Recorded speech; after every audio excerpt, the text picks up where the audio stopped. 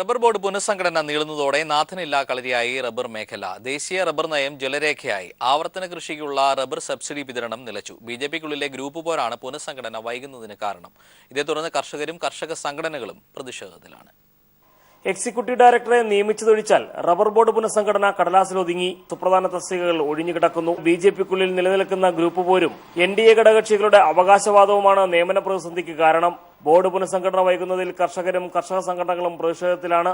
Rubber കൃഷിക്കാരുടെ പ്രതീക്ഷ നഷ്ടപ്പെടുത്താൻ വേണ്ടിയുള്ള ചില നീക്കങ്ങളാണ് കേന്ദ്ര ഗവൺമെന്റിന്റെ ഭാഗത്തുനിന്നും പ്രത്യേകിച്ച് വാണിജ്യ മന്ത്രാലയത്തിന്റെ ഭാഗത്തുനിന്ന് ഉണ്ടായിക്കൊണ്ടിരിക്കുന്നത്. കഴിഞ്ഞ 2 വർഷത്തെ അപേക്ഷിച്ച് മെച്ചപ്പെട്ട ഉൽപാദനത്തിലേക്ക് വരാൻ തുടങ്ങിയിട്ടുണ്ട്. ഈ പ്രാവശ്യം 1 ലക്ഷത്തിൽ പരം ടൺ റബ്ബർ ഉൽപാദനം കൂടിയിട്ടുണ്ട് എന്നാണ് മനസ്സിലാക്കാൻ കഴിയുന്നത്. നിലവിൽ റബ്ബർ ബോർഡിന്റെ കാര്യത്തിൽ കേന്ദ്രത്തിന് വലിയ താൽപര്യമില്ലെന്നതിന് വസ്തുതകൾ നിരവധിയാണ്. റബ്ബർ ബോർഡ് ആസ്ഥാനം കേരളത്തിൽ നിന്ന് മാറ്റുന്നതിന്റെ ഭാഗമായി ഫീൽഡ് ഓഫീസുകൾ നിർത്തലാക്കി. ഉദ്യോഗസ്ഥരെ അന്യസംസ്ഥാനങ്ങളിലേക്ക് സ്ഥലം മാറ്റി. ഗവേഷണ പ്രവർത്തനങ്ങൾ ഭാഗികമായി. റബ്ബർ ആവർത്തന കൃഷിയുടെ സബ്സിഡി വിതരണം നിലച്ചു. 50 കോടി രൂപയോളം കുടിശ്ശികയുണ്ട്. റബ്ബർ നയം പ്രഖ്യാപിക്കുമെന്ന കേന്ദ്രമന്ത്രിയുടെ പ്രഖ്യാപനം ജലരേഖയായി. നയം തയ്യാറാക്കാൻ നിയമിച്ച വിദഗ്ധ സമിതി സമർപ്പിച്ച റിപ്പോർട്ട് ചുവപ്പ് നാടയിൽ കുരുങ്ങി. 2.5 വർഷത്തിന് ശേഷം റബ്ബർ വിലയിൽ നേരിയ വർധനവ് പ്രകടമായപ്പോൾ കയറ്റുമതിയിലടക്കം പ്രോത്സാഹനം നൽകേണ്ട കേന്ദ്ര സർക്കാരും റബ്ബർ ബോർഡും മുഖം തിരിച്ചതാണ് സംസ്ഥാനത്തെ 12 ലക്ഷം റബ്ബർ കർഷകരെ പ്രതിസന്ധിയിലാക്കിയത്. TP Prasanth, news bureau, Kottayam.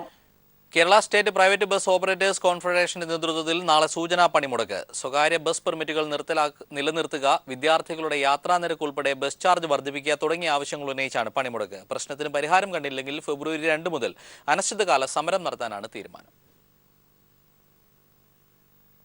Kochi metro ആദ്യഘട്ടം മാർച്ചിൽ കമ്മീഷൻ ചെയ്യും. ആലുവ മുതൽ പാലാരിവട്ടം വരെയാണ് മാർച്ച് അവസാനത്തോടെ കമ്മീഷൻ ചെയ്യുക. DMRC മുഖ്യ ഉപദേഷ്ടാവ് E. ശ്രീധരൻ ട്രാക്ക് പരിശോധന നടത്തി. നിർമ്മാണ പുരോഗതിയിൽ അദ്ദേഹം സംതൃപ്തി രേഖപ്പെടുത്തി. ആലുവ മുതൽ പാലാരിവട്ടം വരെ 14 കിലോമീറ്ററാണ് മെട്രോ ആദ്യഘട്ടത്തിൽ സർവീസ് നടത്തുക. ഇവയ്ക്കിടയിലുള്ള 12 സ്റ്റേഷനുകളുടെയും നിർമ്മാണം അവസാന ഘട്ടത്തിലാണ്.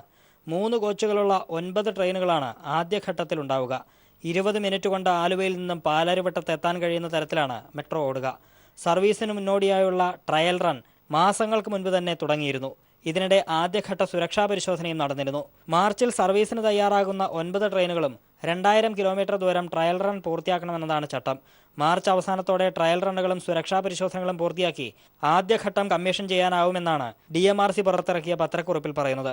2ാം ഘട്ടത്തിൽ മഹാരാജാസ് കോളേജ് വരെയും പിന്നീട് പേട്ട വരെയും മെട്രോ സർവീസ് നടത്തും. മെട്രോ പൂർണ്ണ സജ്ജമാകുന്നതോടെ 25.612 കിലോമീറ്ററിൽ 5 മിനിറ്റ് ഇടവേളകളിൽ സർവീസ് നടത്താനായി 25 ട്രെയിനുകൾ കൊച്ചിയിലെത്തും. News bureau, Kochi. സർക്കാർ മേഖലയിലുള്ള അലോപ്പതി ചികിത്സാ കേന്ദ്രങ്ങളിലെ പ്രവർത്തനങ്ങൾ കമ്പ്യൂട്ടറിൽവൽക്കരിച്ചുകൊണ്ട് ഹെൽത്ത് കേരള പദ്ധതിക്ക് ആരോഗ്യവകുപ്പ് തുടക്കം കുറിക്കുന്നു. ആരോഗ്യ കേന്ദ്രങ്ങളിൽ ചികിത്സ തേടിയെത്തുന്ന വ്യക്തികളുടെ ആരോഗ്യ വിവരങ്ങൾ ഡിജിറ്റലായി ശേഖരിച്ച് സൂക്ഷിക്കുകയാണ് പദ്ധതിയുടെ ലക്ഷ്യമെന്ന് ആരോഗ്യമന്ത്രി KK ശൈലജ ടീച്ചർ തിരുവനന്തപുരത്ത് പറഞ്ഞു. ആദ്യഘട്ടമായി തിരുവനന്തപുരം ജില്ലയിലാണ് പദ്ധതി നടപ്പിലാക്കുക. പദ്ധതിയുടെ സംസ്ഥാനതല ഉദ്ഘാടനം മുഖ്യമന്ത്രി മറ്റന്നാൾ തിരുവനന്തപുരത്ത് നിർവഹിക്കും. കേരളത്തിലെ ഗവൺമെൻറ് ആശുപത്രികളാകെ ഒരു ശൃംഖലയായി വിവരം പരസ്പരം കൈമാറാൻ സാധിക്കുന്ന രീതിയിൽ ക്രമീകരിക്കപ്പെടുകയും പൗരന്മാർക്ക് ചികിത്സയും തുടർ ചികിത്സയും കൃത്യമായിട്ട് ലഭ്യമാക്കുന്നതിന് സഹായകമാവുകയും ചെയ്യും. ഒരു കേന്ദ്രീകൃതമായ രീതിയിൽ പരസ്പരം ബന്ധപ്പെടുന്ന രീതിയിലുണ്ടാകുമ്പോൾ ആശുപത്രിയുടെ പ്രവർത്തനങ്ങളാകെ മെച്ചപ്പെടുന്നതിനുള്ള സഹായകമായിട്ടത് വരും. ജൈവകൃഷിയിൽ പേരുകേട്ട കഞ്ഞിക്കുഴി പഞ്ചായത്ത് പച്ചക്കറി ഉൽപ്പന്നങ്ങളുടെ ഉൽപ്പാദനത്തിലും 1ാം സ്ഥാനത്തേക്ക്. 25 ലക്ഷത്തിലധികം പച്ചക്കറി വിത്തുകൾ വിതരണം ചെയ്ത് എല്ലാ കുടുംബങ്ങളിലും പച്ചക്കറി എന്ന ലക്ഷ്യത്തിലേക്കാണ് പഞ്ചായത്തിന്റെ യാത്ര. പച്ചക്കറി ഉൽപ്പാദനത്തിൽ കഴിഞ്ഞ വർഷത്തെ ജില്ലയിലെ മികച്ച പഞ്ചായത്തും കഞ്ഞിക്കുഴി തന്നെയാണ്. കേരളത്തിൽ ഏറ്റവും അധികം ജൈവ പച്ചക്കറി ഉൽപ്പാദിപ്പിക്കുന്ന പഞ്ചായത്തുകളിലൊന്നാണ് കഞ്ഞിക്കുഴി പഞ്ചായത്ത്. കഴിഞ്ഞ വർഷം മാത്രം 14 കോടി രൂപയുടെ അധിക വരുമാനമാണ് ഈ പഞ്ചായത്തിൽ മാത്രമുണ്ടായത്. അതുകൊണ്ട് തന്നെ ജൈവ പച്ചക്കറി ഉൽപ്പാദനത്തിൽ ആലപ്പുഴ ജില്ലയിൽ 1ാം സ്ഥാനവും ഈ പഞ്ചായത്ത് കരസ്ഥമാക്കി കഴിഞ്ഞു. പച്ചക്കറി ഉൽപ്പാദനത്തിൽ മികച്ചു നിന്ന മറ്റ് 45 പഞ്ചായത്തുകളെ പിന്തള്ളിയാണ് കഞ്ഞിക്കുഴി ഈ നേട്ടം കൈവരിച്ചത്. President P. രാജു. കേരള ഗവൺമെന്റിന്റെ നവകേരള മിഷനുമായി ബന്ധപ്പെട്ട് ഹരിത കേരളത്തിൽ പ്രധാനമായിട്ടും പറഞ്ഞിരുന്ന ഏറ്റവും പ്രധാനപ്പെട്ട ഒരു വിഷയമാണ് മുഴുവൻ കുടുംബങ്ങളിലും ജൈവ കൃഷി ആരംഭിക്കണമെന്നുള്ളത്. അത് അക്ഷരാർത്ഥത്തിൽ കഞ്ഞിക്കുഴി ഗ്രാമപഞ്ചായത്ത് ആരംഭിച്ചിട്ടുണ്ട്. ഇപ്പോൾ നിലവിൽ കൃഷി നടന്നു വരികയാണ്. കഴിഞ്ഞ 14-15 സാമ്പത്തിക വർഷത്തെ കണക്കുകൾ പ്രകാരമാണ് കഞ്ഞിക്കുഴി ഈ നേട്ടം കൈവരിച്ചത്. ഈ വർഷവും 25 ലക്ഷം പച്ചക്കറി തൈകളാണ് കഞ്ഞിക്കുഴി പഞ്ചായത്തിൽ മാത്രം വിതരണം ചെയ്തിരിക്കുന്നത്. വിത്ത് മുതൽ വിപണി വരെ എന്നതാണ് കഞ്ഞിക്കുഴി പഞ്ചായത്തിൻ്റെ ലക്ഷ്യം. അതുകൊണ്ട് തന്നെ ഓരോ വർഷവും പുതിയ യുവാക്കൾ ഈ രംഗത്തേക്ക് കടന്നു വരുന്നു എന്നുള്ളതും ശ്രദ്ധേയമാണ്. ഹരിത കേരളം പദ്ധതിയുടെ ഭാഗമായി മുഴുവൻ കുടുംബങ്ങളിലും പച്ചക്കറി എന്ന ലക്ഷ്യവും കഞ്ഞിക്കുഴി പഞ്ചായത്ത് ഇതിനോടകം സ്വന്തമാക്കി കഴിഞ്ഞു. Shajahan, news bureau, Alappuzha. സംസ്ഥാന പോലീസ് ആവിഷ്കരിച്ച് നടപ്പാക്കുന്ന റോഡ് സുരക്ഷാ പദ്ധതിയായ ശുഭയാത്രയുടെ ഭാഗമായുള്ള സോഫ്റ്റ് പദ്ധതിക്ക് തുടക്കമായി. തിരുവനന്തപുരം ടാഗോർ തിയേറ്ററിൽ നടന്ന ചടങ്ങിൽ ഗതാഗത മന്ത്രി എ കെ ശശീന്ദ്രൻ പദ്ധതിയുടെ സംസ്ഥാനതല ഉദ്ഘാടനം നിർവഹിച്ചു. റോഡ് അപകടങ്ങൾ കുറയ്ക്കാനും അപകടങ്ങളിൽ പെടുന്നവരെ രക്ഷിക്കാനും പോലീസ് നടത്തുന്ന പ്രവർത്തനങ്ങൾക്ക് ചടങ്ങിൽ മുഖ്യാതിഥിയായിരുന്ന പദ്ധതിയുടെ ഗുഡ്വിൽ അംബാസഡർ കൂടിയായ നടൻ പത്മശ്രീ മോഹൻലാൽ പൂർണ്ണ പിന്തുണ പ്രഖ്യാപിച്ചു. റോഡ് അപകടങ്ങളുടെ പ്രാധാന്യവും അപകടങ്ങൾ ഉണ്ടാക്കുന്ന മരണങ്ങളും മറ്റു ദുരന്തങ്ങളും നഷ്ടങ്ങളും കണക്കിലെടുത്ത് പ്രശ്നപരിഹാരത്തിനായാണ് കേരള പോലീസ് ശുഭയാത്ര എന്ന പദ്ധതി 2015 മുതൽ ആവിഷ്കരിച്ച് നടപ്പാക്കി വരുന്നത്. ഇതിന്റെ ഭാഗമായുള്ള പുതിയ പദ്ധതിയായ സോഫ്റ്റിന്റെ സംസ്ഥാനതല ഉദ്ഘാടനം ടാഗോർ തിയേറ്ററിൽ നടന്ന ചടങ്ങിൽ മന്ത്രി എ കെ ശശീന്ദ്രൻ നിർവഹിച്ചു. സോഫ്റ്റ് പദ്ധതി സംസ്ഥാനത്തെ എല്ലാ ജില്ലകളിലും ഉടൻ നടപ്പാക്കുമെന്ന് മന്ത്രി അറിയിച്ചു. അപകടങ്ങളിൽപ്പെടുന്നവരെ രക്ഷിച്ച് ആശുപത്രിയിൽ എത്തിക്കുന്നതിന് വേണ്ടി പരിശീലനം ലഭിച്ച വോളണ്ടിയർമാർക്കുള്ള ബാഡ്ജ് വിതരണം നടൻ മോഹൻലാൽ നിർവഹിച്ചു. റോഡപകടങ്ങൾ കുറയ്ക്കാനുള്ള പോലീസിന്റെ എല്ലാ പ്രവർത്തനങ്ങൾക്കും പദ്ധതിയുടെ ഗുഡ്വിൽ അംബാസഡർ കൂടിയായ പത്മശ്രീ മോഹൻലാൽ പൂർണ്ണ പിന്തുണ വാഗ്ദാനം ചെയ്തു. ഔപചാരികമായുള്ള ഒരു തുടക്കം മാത്രമേ ആയിട്ടുള്ളൂ. ഒരുപാട് ദൂരം ഇനിയും നമുക്ക് സഞ്ചരിക്കാനുണ്ട്. അതിനാൽ കേരള സർക്കാരിന്റെ കുടക്കീഴിൽ പോലീസ് ഡിപ്പാർട്ട്മെന്റിന്റെ ലീഡർഷിപ്പിൽ മറ്റുള്ള ഡിപ്പാർട്ട്മെന്റുകളുമായി സഹകരിച്ച് ആത്മാർത്ഥമായി അർപ്പണബോധത്തോടെ പരിശ്രമിച്ചാൽ നമുക്ക് ലക്ഷ്യം വിദൂരത്തല്ല എന്ന് പ്രത്യാശിക്കാം. ഒപ്പം ഞാനും ഉണ്ടാകും. ഞാനൊരു കേരളത്തിലെ നിരത്ത് റോഡിൽ ഒരു 45-50 ലക്ഷം കിലോമീറ്ററുകൾ സഞ്ചരിച്ച ഒരാളാണ്. ഒരുപാട് സന്ദർഭങ്ങളിൽ എനിക്ക് അപകടത്തിൽപ്പെട്ട ആൾക്കാരെ ഹോസ്പിറ്റലുകളിൽ എത്തിക്കാൻ സാധിച്ചിട്ടുണ്ട്. അത് ഞാനൊരു വലിയ അഭിമാനമായി കരുതുന്നു. ട്രാഫിക് ബുള്ളറ്റിൻ, ട്രാഫിക് പാർക്ക് എന്നീ പദ്ധതികളുടെ ഉദ്ഘാടനവും ചടങ്ങിൽ നടന്നു. പദ്ധതിയുടെ ഭാഗമായുള്ള ട്രാഫിക് സ്മാർട്ട് ക്ലാസ് റൂമിന്റെ ഉദ്ഘാടനം നടൻ Mohanlal Pattom government girls higher secondary സ്കൂളിൽ നിർവഹിച്ചു. ടാഗോർ തിയേറ്ററിൽ നടന്ന സോഫ്റ്റിന്റെ ഉദ്ഘാടന ചടങ്ങിൽ K Muraleedharan MLA, mayor VK Prasanth, DGP Loknath Behera, ADGP B Sandhya തുടങ്ങിയവർ സംബന്ധിച്ചു. News bureau, Thiruvananthapuram.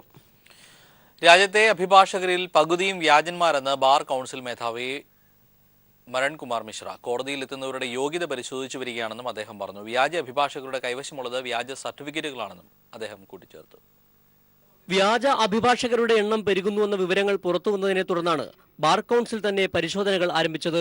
2 വർഷത്തിലധികമായ പരിശോധനകൾക്കൊടുവിലാണ് രാജ്യത്യാകെ ഞെട്ടിക്കുന്ന വാർത്ത പുറത്തുവന്നിരിക്കുന്നത്. നിലവിൽ പ്രാക്ടീസ് ചെയ്യുന്ന അഭിഭാഷകരിൽ 45% പേർ വ്യാജന്മാരാണെന്നാണ് ബാർ കൗൺസിലിന്റെ കണ്ടെത്തൽ. 2012 കണക്കനുസരിച്ച് രാജ്യത്തെ വിവിധ ബാർ കൗൺസിലുകൾക്ക് കീഴിലായി 14 ലക്ഷം അഭിഭാഷകരാണ് രജിസ്റ്റർ ചെയ്തിട്ടുള്ളത്.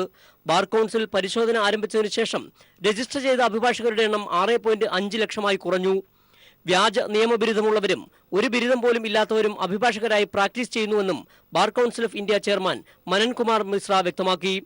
പല വ്യാജന്മാരും കോടതികളിലെ സജീവ അഭിഭാഷകരാണെന്നും ബാർ കൗൺസിൽ ചെയർമാൻ ചൂണ്ടിക്കാട്ടിയിട്ടുണ്ട്. ഇത്തരം വ്യാജന്മാരെ കണ്ടെത്താൻ ശക്തമായ നടപടികൾ തന്നെ ബാർ കൗൺസിൽ ആരംഭിച്ചു. കീഴ്ക്കോടതി തലം മുതൽ സൂക്ഷ്മ പരിശോധനകൾ നടത്താൻ ബാർ കൗൺസിൽ തീരുമാനവുമെടുത്തു. നിയമബിരുദം ലഭിച്ച് അഭിഭാഷക വൃത്തിയിലേക്ക് കടന്നു വരുന്നവർക്ക് പരിശീലനം നൽകുന്നതിനുള്ള പദ്ധതികൾക്കും കൗൺസിൽ രൂപം നൽകിയിട്ടുണ്ട്. വ്യാജ അഭിഭാഷകരുടെ എണ്ണപ്പെരുക്കം നിയമ സംവിധാനത്തിന്റെ വിശ്വാസ്യതയിലേക്കാണ് വിരൽ ചൂണ്ടുന്നത്. News desk. ശ്രീ ഉത്രാടം തിരുനാൾ മാർത്താണ്ഡവർമ്മ ഫൗണ്ടേഷൻ പ്രഥമ പുരസ്കാരം പത്മശ്രീ മോഹൻലാലിന് സമ്മാനിച്ചു. തിരുവനന്തപുരത്ത് നടന്ന ചടങ്ങിൽ ധനമന്ത്രി ഡോക്ടർ തോമസ് ഐസക്കിൽ നിന്ന് മോഹൻലാൽ പുരസ്കാരം ഏറ്റുവാങ്ങി. ഉത്രാടം തിരുനാൾ മാർത്താണ്ഡവർമ്മ ഫൗണ്ടേഷനും സരസ്വതി വിദ്യാലയവും സ്നേഹം ചാരിറ്റബിൾ സൊസൈറ്റിയും സംയുക്തമായാണ് അവാർഡ് ദാന ചടങ്ങ് സംഘടിപ്പിച്ചത്.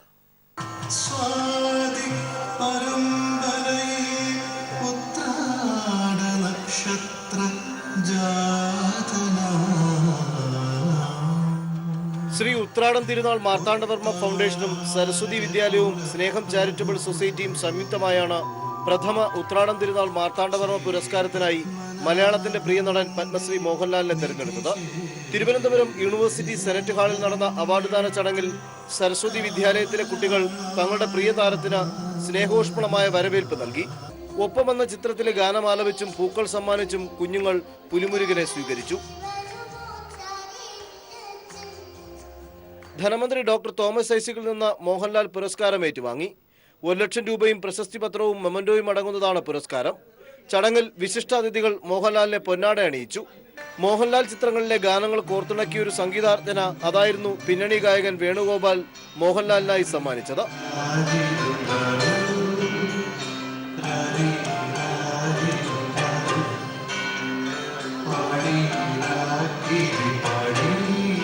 തനിക്ക് ലഭിച്ച പ്രഥമ പുരസ്കാരത്തിന് നന്ദി പറഞ്ഞ മോഹൻലാൽ ഉത്രാടം തിരുനാൾ മാർത്താണ്ഡവർമ്മയെക്കുറിച്ചുള്ള ഓർമ്മകളും പങ്കുവച്ചു.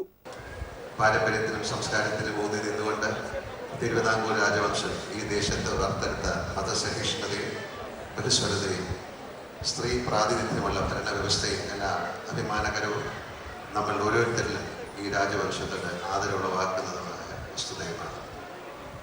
നമ്മുടെ രാജ്യം വിദേശികൾക്കെതിരായി നടത്തിയ യുദ്ധത്തിൽ ആദ്യ വിജയമായിരുന്നു 1741 കുളച്ചൽ യുദ്ധം.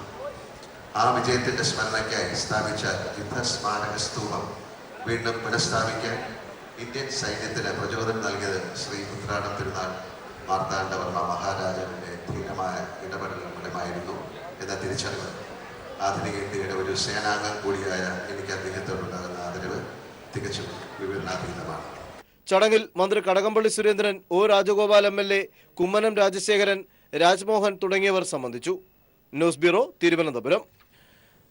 കണ്ണൂരിന്റെ മണ്ണിലെ കലോത്സവം കഴിഞ്ഞു. പ്രതിഭകളും ആസ്വാദകരും നഗരി വിട്ടു. ജനലക്ഷങ്ങൾ കലാനഗരിയിൽ ഉപേക്ഷിച്ചുപോയ പ്ലാസ്റ്റിക് മാലിന്യങ്ങൾ ശേഖരിക്കാൻ ഹരിത നിയമം പൂർണ്ണമാക്കാൻ ഡിവൈഎഫ്ഐ പ്രവർത്തകർ രംഗത്തിറങ്ങി. ഡിവൈഎഫ്ഐയുടെ ചുവപ്പ് സേനയാണ് ഇതിനായി രംഗത്തെത്തിയത്. കലോത്സവ നഗരിയിൽ ഹരിത നിയമം പൂർണ്ണമായും നടപ്പാക്കാൻ ഏറെ ശ്രദ്ധിച്ചിരുന്നു സംഘാടകർ. അലങ്കാരങ്ങളിൽ ഫ്ലക്സുകളും പ്ലാസ്റ്റിക്കുകളും ഒഴിവാക്കിയെങ്കിലും കലോത്സവ നഗരിയിലേക്ക് ഒഴുകിയെത്തിയ ജനലക്ഷങ്ങൾ നഗരിയിൽ ഉപേക്ഷിച്ചു പോയ കവറുകളും മിഠായി കടലാസുകളും അടക്കം കുറച്ചൊന്നുമല്ല മണ്ണിൽ പരന്നുകിടന്നത്. ഹരിത നിയമം പൂർണ്ണമായും പ്രാവർത്തികമാക്കാൻ ഡിവൈഎഫ്ഐ പ്രവർത്തകരും രംഗത്തിറങ്ങി. സംസ്ഥാന സ്കൂൾ യുവജനോത്സവത്തിന്റെ സമാപനം ഇന്ന് നടക്കുമ്പോൾ കഴിഞ്ഞ 7 ദിവസത്തെ ഉത്സവത്തിന്റെ ഭാഗമായി ഗ്രീൻ പ്രോട്ടോകോൾ പ്രകാരമാണ് ഇതിന്റെ കലോത്സവം നടന്നതെങ്കിലും മാലിന്യങ്ങൾ നിരവധി ഭീകരമായിട്ട് അവസ്ഥയിലാണുള്ളത്. അപ്പോൾ ഇത്തരം സാഹചര്യത്തിൽ ഡിവൈഎഫ്ഐ കണ്ണൂർ ജില്ലാ കമ്മിറ്റി 500ഓളം ഡിവൈഎഫ്ഐയുടെ വളണ്ടിയർമാർ അണിനിരത്തിക്കൊണ്ട് ഏതാണ്ട് ഒരു 2 മണിക്കൂർ സമയമെടുത്ത് ഈ പ്രധാനപ്പെട്ട എല്ലാ വേദികളും ക്ലീൻ ചെയ്യാൻ വേണ്ടി തീരുമാനിച്ചിരിക്കുകയാണ്. ഏഷ്യയിലെ തന്നെ മഹാമാമാങ്കം അവസാനിക്കുമ്പോൾ കണ്ണൂരിൽ മാലിന്യങ്ങൾ ഒന്നും തന്നെ അവശേഷിക്കില്ല. കലോത്സവ നഗരി മാലിന്യമുക്തമാക്കി പഴയതുപോലെ തന്നെ ഭദ്രമാക്കിയാണ് ഓരോ ഡിവൈഎഫ്ഐ പ്രവർത്തകരും നഗരി വിട്ടത്. കലോത്സവ നഗരിയിൽ നിന്നും ക്യാമറാമാൻ മഹേഷ് പാലക്കാടിനോടൊപ്പം PV ജോഷില. പെരിയാറിലെ മാലിന്യങ്ങൾ നീക്കം ചെയ്ത് ശുദ്ധീകരിക്കാൻ ജനകീയ മുന്നേറ്റവുമായി ഡിവൈഎഫ്ഐ രംഗത്ത്. അഖിലേന്ത്യാ സമ്മേളനത്തിന്റെ ഭാഗമായുള്ള പരിസ്ഥിതി ബോധവൽക്കരണ പ്രചരണ പരിപാടിയുടെ ഭാഗമായാണിത്. ആദ്യഘട്ടമായി പെരിയാറിലെ കുപ്പികളും പ്ലാസ്റ്റിക് മാലിന്യങ്ങളും പ്രവർത്തകർ നീക്കം ചെയ്തു. പെരിയാർ മാലിന്യവാഹിനിയായി മാറിയ പശ്ചാത്തലത്തിലാണ് പെരിയാർ ശുചീകരണ ക്യാമ്പയിൻ ഡിവൈഎഫ്ഐ ഏറ്റെടുത്തത്. ആദ്യഘട്ടമായി 100 കണക്കിന് വോളണ്ടിയർമാർ പെരിയാറിന്റെ 10 കേന്ദ്രങ്ങളിൽ ഒരേ സമയം ശുചീകരണ ദൗത്യവുമായി രംഗത്തിറങ്ങി. ഫൈബർ ബോട്ടുകളിലും വള്ളങ്ങളിലും പുഴയുടെ വിവിധ ഭാഗങ്ങളിൽ നിന്ന് പ്ലാസ്റ്റിക് മാലിന്യങ്ങൾ ശേഖരിച്ച് നീക്കം ചെയ്തു. നേര്യമംഗലത്ത് മുൻ MP P രാജീവും M സ്വരാജ് MLAയും ചേർന്ന് ശുചീകരണ പ്രക്രിയയ്ക്ക് തുടക്കം കുറിച്ചു. പെരിയാറിന്റെ തീരങ്ങളിലുള്ള പ്ലാസ്റ്റിക് മാലിന്യങ്ങൾ ഒഴിവാക്കുക, മറ്റു രൂപത്തിൽ മാലിന്യങ്ങൾ എവിടെയെങ്കിലും ഉണ്ടോ എന്നുള്ള ഒരു നിരീക്ഷണം നടത്തുക. ഇത് സമ്മേളനത്തിന് ശേഷവും തുടർന്ന് കൊണ്ടുപോകാനാണ് ഉദ്ദേശിച്ചിട്ടുള്ളത്. പരിസ്ഥിതി സംരക്ഷണ പ്രവർത്തനങ്ങളുടെ ഭാഗമായി തട്ടേക്കാട്, ഭൂതത്താൻകെട്ട്, ഏലൂർ തുടങ്ങി വിവിധ മേഖലകൾ ശുചീകരിച്ചു. ദേശീയ സമ്മേളനത്തിന് മുന്നോടിയായി പരിസ്ഥിതി സെമിനാർ ഉൾപ്പെടെയുള്ള ഒട്ടേറെ പരിസ്ഥിതി സംരക്ഷണ പരിപാടികളും സംഘടിപ്പിച്ചിട്ടുണ്ട്. News bureau, Kochi.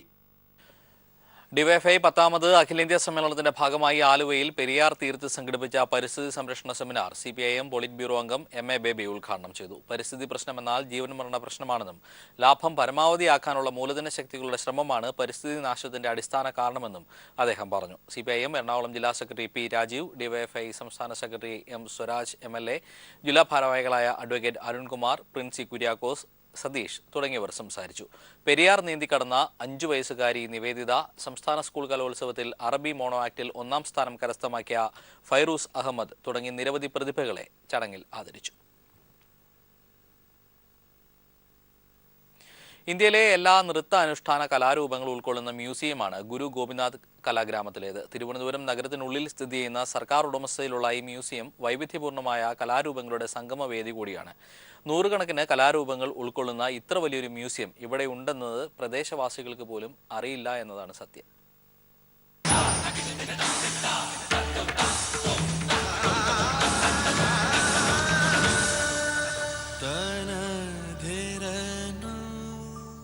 ലാസ്യഭംഗിയിൽ മനം നിറഞ്ഞാടുന്ന മോഹിനിയാട്ട നർത്തകി, പച്ചവേഷത്തിൽ ഗാംഭീര്യം വഴിഞ്ഞൊഴുകുന്ന കഥകളി രൂപങ്ങൾ, കൂത്തും കൂടിയാട്ടം മുതൽ കഥക്കും ഒഡീസിയുമടക്കം ഇന്ത്യയിലും വിദേശത്തുമായി അറിഞ്ഞും അറിയപ്പെടാത്തതുമായ നൃത്തവിസ്മയങ്ങളുടെയും നാടൻ കലാരൂപങ്ങളുടെയും വിശാലമായ ഒരു ലോകമാണ് ഗുരു ഗോപിനാഥ് നൃത്ത മ്യൂസിയം. തിരുവനന്തപുരം വട്ടിയൂർക്കാവിലെ 2 ഏക്കറിൽ നിറഞ്ഞു നിൽക്കുന്ന ഗുരു ഗോപിനാഥ് കലാഗ്രാമം അക്ഷരാർത്ഥത്തിൽ ഇന്ത്യൻ കലാരൂപങ്ങളുടെ ഒരു പരിച്ഛേദമാണ്. പാശ്ചാത്യവും പൗരസ്ത്യവുമായ എല്ലാ നൃത്തരൂപങ്ങളും മെഴുകിലും പ്ലാസ്റ്റർ ഓഫ് പാരീസിലും നിറഞ്ഞു നിൽക്കുകയാണ് ഇവിടെ. ഇന്ത്യൻ നടനകലയിലെ അവസാന വാക്കായിരുന്ന ഗുരു ഗോപിനാഥിന്റെ അന്ത്യാഭിലാഷമായിരുന്ന ഈ മ്യൂസിയം പ്രവർത്തനം ആരംഭിച്ചിട്ട് മാസങ്ങൾ കഴിഞ്ഞെങ്കിലും സഞ്ചാരികളുടെ യാത്രാപഥങ്ങളിൽ ഇന്നും ഇടം പിടിക്കാൻ കഴിഞ്ഞിട്ടില്ല. തിരുവനന്തപുരം നഗരമധ്യത്തിൽ സ്ഥിതി ചെയ്യുന്ന ഈ മ്യൂസിയത്തെപ്പറ്റി പ്രദേശവാസികൾക്ക് പോലും അറിവില്ല എന്നതാണ് സത്യം. ഇന്ത്യയിലെ നൃത്തരൂപങ്ങളുടെ സമഗ്രമായ ചരിത്രം ഉൾക്കൊള്ളുന്ന വലിയ ലൈബ്രറി സാഹിത്യാന്വേഷികൾക്കും ഗവേഷക വിദ്യാർത്ഥികൾക്കും ഒരുപോലെ പ്രയോജനപ്പെടുത്താവുന്ന ഒന്നാണ്. അച്ഛന്റെ അന്ത്യാഭിലാഷമായി ഈ നൃത്ത മ്യൂസിയത്തിന് വേണ്ട രൂപത്തിൽ പ്രചരണം ലഭിച്ചിട്ടില്ലെന്ന പരാതിയാണ് ഗുരു ഗോപിനാഥിന്റെ മകളായ വിനോദിനി ശശിമോഹൻ ഉള്ളത്. എനിക്ക് തോന്നുന്നത് വേണ്ടതുപോലുള്ള പബ്ലിസിറ്റി കൊടുത്തിട്ടില്ല. ഇപ്പോൾ DTPC അല്ലെങ്കിൽ ടൂറിസം ഡിപ്പാർട്ട്മെൻറ്റായിട്ട് ലിങ്കപ്പ് ചെയ്തിട്ടില്ല. അപ്പോൾ അങ്ങനെ ചെയ്യുമ്പോൾ നമ്മുടെ ഡൊമസ്റ്റിക് ടൂറിസം ഫോറിനേഴ്സും അവരൊക്കെ ധാരാളം വരാനും കാണാനും ഒരുപാട് സ്കോപ്പുള്ളൊരു ഇൻസ്റ്റിറ്റ്യൂഷനാണ്. അപ്പോൾ ഇതിന് കുറച്ചും കൂടി പബ്ലിസിറ്റി വേണം എന്നാണ് എൻ്റെ അഭിപ്രായം. എന്നാലേ ഇതിനെക്കുറിച്ച് ആൾക്കാർ അറിയുള്ളൂ. മോഹൻജദാരോ കാലഘട്ടത്തിലെ ഡാൻസിംഗ് ഗേൾ മുതൽ ഗുരുവിന്റെ ആധുനിക സംഭാവനയായ കേരള നടനം വരെ ഈ മ്യൂസിയത്തിലുണ്ട്. കേന്ദ്ര സംസ്ഥാന സർക്കാരുകളുടെ സംയുക്ത സംരംഭമായ ഗുരു ഗോപിനാഥ് കലാഗ്രാമത്തിൽ ഇന്ത്യൻ കലകളുടെ ചരിത്രം വിശദമായി പ്രതിപാദിക്കുന്ന അമൂല്യ ഗ്രന്ഥങ്ങൾ നിരവധിയുണ്ട്. 11 ഗ്യാലറികളുള്ള ഈ മ്യൂസിയത്തിൽ ഒരിക്കലെങ്കിലും സന്ദർശിക്കാതിരിക്കുന്നത് വലിയ നഷ്ടമാണുണ്ടാക്കുക. ഇന്ത്യക്ക് തന്നെ അഭിമാനമായി മാറിക്കഴിഞ്ഞ ഈ മ്യൂസിയം ഒരു പിശുക്കന്റെ നാണയശേഖരം പോലെ ഇന്ന് വ്യർത്ഥമാണ്. ലോകത്തിലെ എല്ലാ കലകളുടെയും സംഗമഭൂമിയായ ഈ മ്യൂസിയവും ഇവിടുത്തെ ഈ കലാരൂപങ്ങളും അതിൻ്റെ യഥാർത്ഥ ആസ്വാദകരെ കാത്തിരിക്കുന്നു. ക്യാമറാമാൻ ബിച്ചു പൂവച്ചലിനോടൊപ്പം എസ് ജീവൻകുമാർ, തിരുവനന്തപുരം. ലോ അക്കാദമിയിലെ വിദ്യാർത്ഥി പ്രക്ഷോഭങ്ങൾക്കിടെ കേരള സർവകലാശാലയുടെ ഉപസമിതി കോളേജിലെത്തി തെളിവെടുപ്പ് നടത്തി. നിഷ്പക്ഷവും നീതിപൂർവവുമായ തെളിവെടുപ്പ് നടത്തുമെന്നും വിദ്യാർത്ഥികൾക്ക് ഇമെയിലിലൂടെയും സർവകലാശാലയെ പരാതി അറിയിക്കാമെന്നും സിൻഡിക്കേറ്റ് അംഗങ്ങൾ മാധ്യമങ്ങളോട് പറഞ്ഞു. പ്രിൻസിപ്പലിനെ മാറ്റി നിർത്തി ഒരു ഒത്തുതീർപ്പിനും തയ്യാറല്ലെന്ന് law academy director Narayanan Nair മാധ്യമങ്ങളോട് വ്യക്തമാക്കി. ലോ അക്കാദമി ലോ കോളേജിലെ വിദ്യാർത്ഥി സമരം രൂക്ഷമായ പശ്ചാത്തലത്തിലാണ് കേരള സർവകലാശാലയുടെ സിൻഡിക്കേറ്റ് ഉപസമിതി കോളേജിലെത്തി തെളിവെടുപ്പ് ആരംഭിച്ചത്. അഫിലിയേഷൻ കമ്മിറ്റിയുടെ കൺവീനർ ഡോക്ടർ പി രാജേഷ് കുമാറിന്റെ നേതൃത്വത്തിലുള്ള 8 അംഗ സംഘമാണ് തെളിവെടുക്കാനെത്തിയത്. സമരത്തിനെത്തിയ വിദ്യാർത്ഥികൾ കോളേജിലെ വിവിധ പ്രശ്നങ്ങൾ സമിതി അംഗങ്ങൾക്ക് മുമ്പാകെ നിരത്തി. പരാതി നൽകാൻ നേരിൽ കഴിയാത്തവർക്ക് ഇമെയിൽ മുഖാന്തരം പരാതി നൽകാമെന്നും നിഷ്പക്ഷവും നീതിപൂർവവുമായി തെളിവെടുപ്പ് നടത്തുമെന്നും സിൻഡിക്കേറ്റ് അംഗം KH ബാബുജാൻ പറഞ്ഞു. വിദ്യാർത്ഥികളുടെ പരാതികൾ കേട്ടിട്ട് ആ പരാതികളിൽ അവർ പറയുന്ന കാര്യങ്ങളെല്ലാം നേരിട്ട് മനസ്സിലാക്കുക എന്നുള്ളത്, എല്ലാ കാര്യങ്ങളും നേരിട്ട് മനസ്സിലാക്കുക എന്നുള്ളത് തന്നെയാണ് ഞങ്ങളുടെ ഉദ്ദേശം. ഞങ്ങളിത് റിപ്പോർട്ട് തയ്യാറാക്കുന്നതിന് മുമ്പ് എപ്പോൾ എങ്ങനെ വരുന്ന പരാതികളെ ഞങ്ങൾക്ക് സ്വീകരിക്കാം. നേരിട്ട് വരുന്നത് ഫിസിക്കലി കുട്ടികൾ ഒരുപാട് പേര് തന്നതുകൊണ്ട് നേരിട്ട് അവരെ കേൾക്കാൻ വരുന്നു എന്നുള്ളതാണ്. പ്രിൻസിപ്പൽ ലക്ഷ്മി നായരെ മാറ്റിക്കൊണ്ടുള്ള ഒരു ഒത്തുതീർപ്പും സാധ്യമല്ലെന്ന് കോളേജ് ഡയറക്ടറായ കൊലിയക്കോട് നാരായണൻ നായർ മാധ്യമങ്ങളോട് പറഞ്ഞു. വിദ്യാർത്ഥികൾ ചർച്ചയ്ക്ക് തയ്യാറാവുന്നില്ലെന്നും അദ്ദേഹം കുറ്റപ്പെടുത്തി. ചർച്ചയ്ക്ക് 2 പ്രാവശ്യം വിളിച്ചിട്ടുണ്ട്. രാജിവെച്ചെങ്കിലും വരുള്ളൂ പറഞ്ഞ് അവിടെ എത്തിയാലേ പ്രിൻസിപ്പലിനെ മാറ്റണമെന്നാണ് ഒരു പ്രധാന ആവശ്യം. പ്രിൻസിപ്പലിനെ മാറ്റം ഈ രാജ്യത്ത് എവിടെയെങ്കിലും ഒരു പ്രിൻസിപ്പലിനെ മാറ്റാനായിട്ട് വിദ്യാർത്ഥി പ്രക്ഷോഭത്തിൽ കൂടെ മാറ്റിയിട്ടുണ്ടാ. പിന്നെ കരുതിക്കുട്ടിയുള്ള പിന്നീട് കൊണ്ടുവന്നല്ലേ ഇതൊക്കെ, ഇതൊന്നുമില്ലായിരുന്നല്ലോ മുമ്പേ. മാനേജ്മെന്റും വിദ്യാർത്ഥികളും നിലപാടിൽ ഉറച്ചു നിൽക്കുന്നതിനിടെയാണ് ഉപസമിതി തെളിവെടുക്കാൻ കോളേജിലെത്തിയത്. BJPയുടെ സംസ്ഥാന അധ്യക്ഷൻ കുമ്മനം രാജശേഖരൻ സമരം ചെയ്യുന്ന വിദ്യാർത്ഥികൾക്ക് ഐക്യദാർഢ്യം പ്രഖ്യാപിച്ച് സമരപന്തലിലെത്തി. എല്ലാ വിദ്യാർത്ഥി സംഘടനകളുടെയും സമരപന്തൽ അദ്ദേഹം സന്ദർശിച്ചു. കോളേജിന് സംരക്ഷണം നൽകണമെന്ന ഹൈക്കോടതി വിധി ഉള്ളതിനാൽ കനത്ത പോലീസ് കാവൽ കോളേജിന് ഏർപ്പെടുത്തിയിട്ടുണ്ട്. സമരം കൂടുതൽ ശക്തമാക്കാനാണ് വിദ്യാർത്ഥികളുടെയും തീരുമാനം. News bureau, Thiruvananthapuram.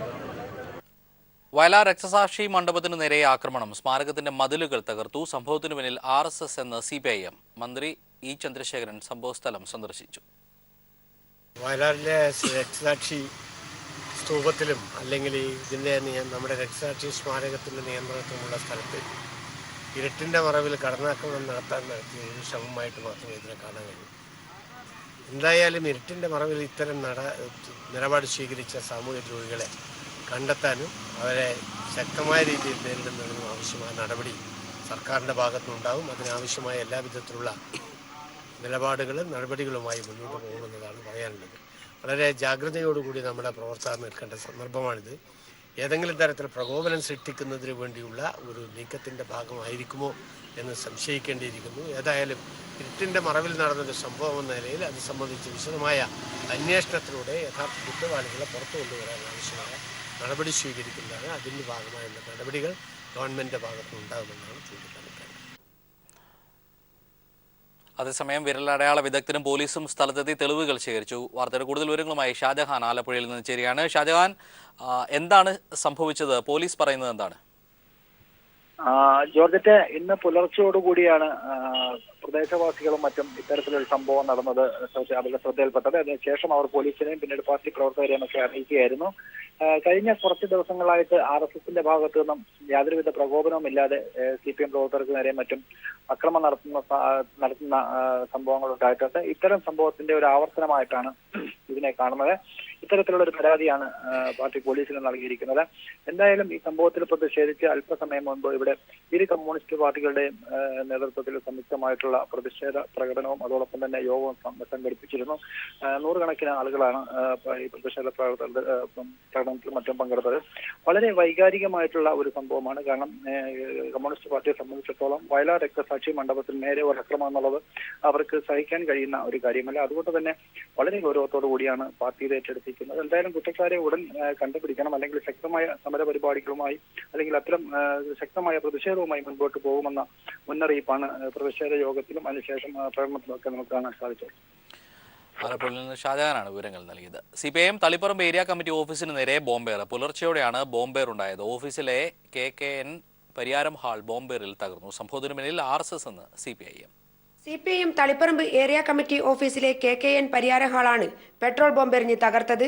ഇന്ന് പുലർച്ചെയാണ് സംഭവം. ചുമരുകളും ആസ്ബസ്റ്റോസ് ഷീറ്റും തകർന്നിട്ടുണ്ട്. അതേസമയം CPIM Kodiyeri north local committee അംഗം സുജിത്തിന്റെ വീടിനു നേരെയും ഇന്നലെ രാത്രി ബോംബാക്രമണമുണ്ടായി.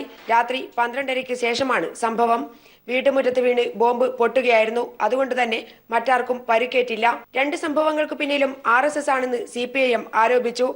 ഇവിടെ സർവകക്ഷി സമാധാന യോഗം ചേർന്ന് തീരുമാനങ്ങൾ കൈക്കൊണ്ടതിന് ശേഷവും ഇത്തരം അക്രമങ്ങൾ തുടർന്നുകൊണ്ടിരിക്കുകയാണ്. RSS പൊതുവിൽ സമാധാനത്തിന് വേണ്ടി പറയുന്നുണ്ടെങ്കിലും അതിനകത്ത് ഒരു വിഭാഗം സമാധാനം ആഗ്രഹിക്കുന്നില്ല എന്നതിൻ്റെ തെളിവാണ് നിരന്തരമായ പ്രകോപനം ഉണ്ടായിക്കൊണ്ടിരിക്കുന്നത് കാണിക്കുന്നത്. വ്യാപകമായ ആക്രമണങ്ങളാണ് കണ്ണൂർ ജില്ലയിൽ CPIM ഓഫീസുകൾക്കു നേരെയും പ്രവർത്തകർക്കു നേരെയും ഇന്നലെ രാത്രിക്ക് ശേഷം ഉണ്ടായത്. News bureau, Kannur. ബഹ്റിൻ ആസ്ഥാനമാക്കി പ്രവർത്തിക്കുന്ന അന്തർദേശീയ ബിസിനസ്സുകാരനും VKL അൽനമാൽ ഗ്രൂപ്പ് ഓഫ് കമ്പനീസ് എന്നിവയുടെ ചെയർമാനുമായ ഡോക്ടർ വർഗീസ് കുര്യനെ ശ്രീലങ്കൻ സർക്കാരിന്റെ വിനോദസഞ്ചാര വികസന ക്രിസ്ത്യൻ മതകാര്യ വകുപ്പിന്റെ ഉപദേഷ്ടാവായി നിയമിച്ചു. ശ്രീലങ്കയിലെ ടൂറിസം മേഖലയുമായും ഹോസ്പിറ്റാലിറ്റി മാനേജ്മെന്റ് പ്രവർത്തനങ്ങളുമായും ബന്ധപ്പെട്ട് പ്രവർത്തിക്കുന്ന വർഗീസ് കുര്യന് ആ മേഖലയിലെ അറിവും പരിചയവും കണക്കിലെടുത്താണ് ഈ സ്ഥാനം നൽകിയത്. ഇത് സംബന്ധിച്ച ഉത്തരവ് Sri Lankan tourism development and Christian religious affairs വകുപ്പ് ഡെപ്യൂട്ടി മന്ത്രി അരുന്ധിക ഫെർണാണ്ടോ വർഗീസ് കുര്യന് കൈമാറി. ബഹ്റിനും ശ്രീലങ്കയുമായുള്ള വിനോദസഞ്ചാര ബന്ധം മെച്ചപ്പെടുത്തുന്നതിനും ശ്രീലങ്കയിലെ അതിഥി സൽക്കാര സൗകര്യങ്ങൾ മെച്ചപ്പെടുത്താനും ഈ നിയമനം ഗുണകരമാകുമെന്ന് മന്ത്രി പറഞ്ഞു. ഗൾഫ് നാടുകൾക്ക് പുറമെ ഇന്ത്യ, ശ്രീലങ്ക തുടങ്ങി ഒട്ടേറെ രാജ്യങ്ങളിൽ ഭൂവികസനം, കെട്ടിട നിർമ്മാണം, ആരോഗ്യ പരിപാലനം, അതിഥി സേവനം തുടങ്ങി ഒട്ടേറെ രംഗങ്ങളിൽ ശ്രദ്ധേയമായ നേട്ടം കൈവരിച്ച വ്യക്തിയാണ് വർഗീസ് കുര്യൻ. പ്രവാസി ഭാരതീയ സമ്മാൻ അടക്കം ഒട്ടേറെ പുരസ്കാരങ്ങളും ലഭ്യമായിട്ടുണ്ട്.